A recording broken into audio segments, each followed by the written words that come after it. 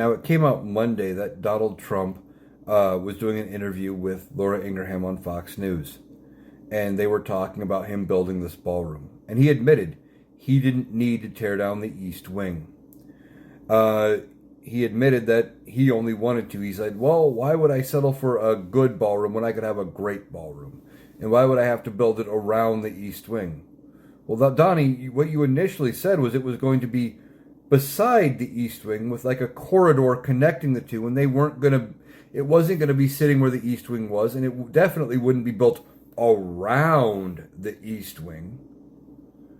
And from what I've seen from the initial ideas and how they were talking about it, there was plenty of space on the White House grounds to build it without tearing down the East Wing. So we find out he just wanted to tear it down. Well, it was in part, I think, a response to the No Kings protest, because it was the week after No Kings, where we had 7 to 10 million people out there telling him exactly what we thought about him.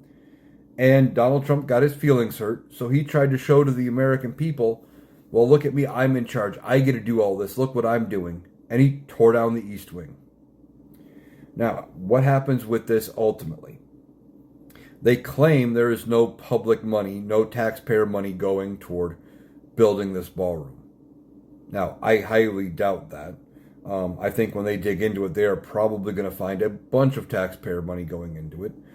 Also, it doesn't seem like the numbers for what they are saying is actually matching with how big it's going to be, how many people it can hold. All of those things don't seem to jive.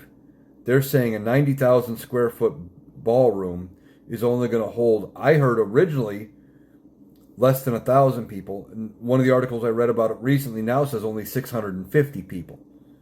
Those two numbers don't mesh for the size of what you are already building. If they're only getting 650 people in this big ballroom that they're building, the existing ballroom that was in the East Wing that they tore down would hold about 300, I think, people or so. So you're telling me you're building this big gaudy structure and you're only getting double the people in it? How does that make any sense? It doesn't. So we find out he tore down the East Wing because he wanted to. Ultimately, I think this ballroom probably never gets finished. And then we got to decide, do we rebuild the East Wing or do we finish the ballroom?